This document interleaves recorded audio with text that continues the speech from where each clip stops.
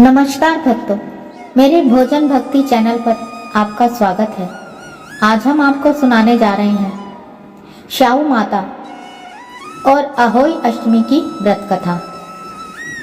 आज हम आपको बताएंगे अहोई अष्टमी की पौराणिक कथा और श्याऊ माता की चमत्कारिक कहानी। यह व्रत संतान सुख, दीर्घायु और माता पिता की रक्षा के लिए बहुत ही महत्वपूर्ण माना जाता है।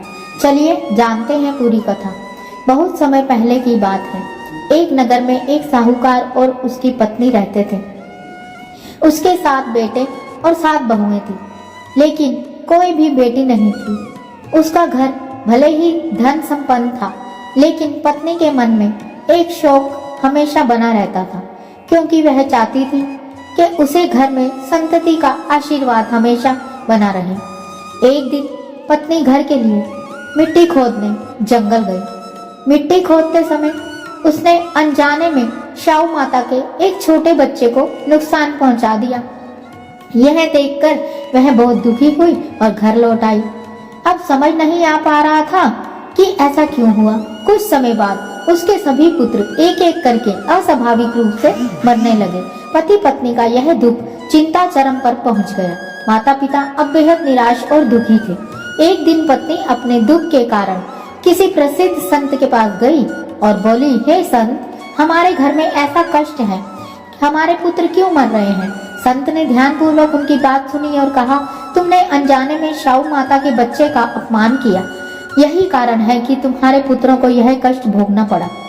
संत ने उसे बताया कि कार्तिक कृष्ण अष्टमी के दिन श्याऊ माता और उसके बच्चों की पूजा करने से माता प्रसन्न होती है और घर में सुख समृद्धि लौट आती है। संत ने कहा, सच्चे मन से उपवास रखो, दीप जलाओ, फूल और मिठाई अर्पित करो, माता तुम्हारे घर में पुनः आनंद और पुत्रों की रक्षा करेगी। पत्नी ने संत की बात मानी और अगले कार्तिक कृष्ण अष्टमी के दिन सच्चे मन से व्रत रखा। उसने अपनी घर की दीवार पर श्याऊ माता की प्रतिमा लगाई और उसके सामने दीप जलाए। उसने माता को फूल, खीर, मिठाई और तुलसी पत्र अर्पित किए। पूरे दिन उपवास किया और माता ने अपने किए पर क्षमा मांगी और उसकी भक्ति और श्रद्धा देखकर श्याऊ माता प्रसन्न हुई। रात को जब वह दीपक जलाया गया और माता की आरती की गई तो अचानक उसकी आंखों के सामने चमत्कार हुआ। सभी पुत्र जीवित हो गए।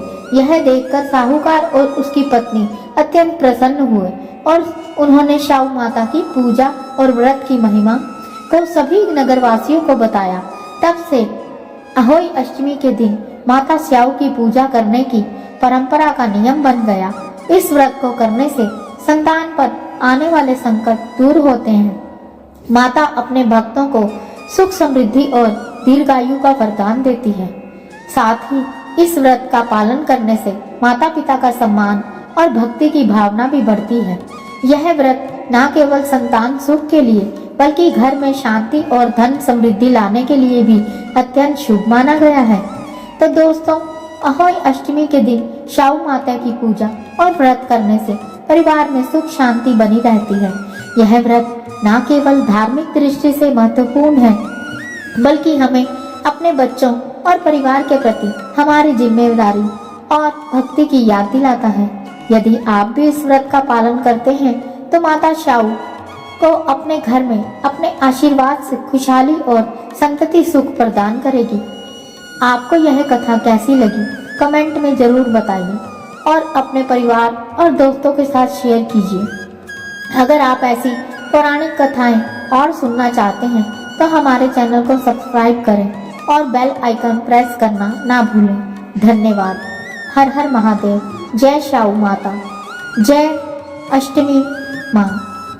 इस तरह श्याऊ माता ने साहूकार और उसकी पत्नी के घर में सुख समृद्धि और उसके पुत्रों को दीर्घायु का वरदान दिया। उसी तरह सभी के परिवार को सुख समृद्धि और खुशहाली देना।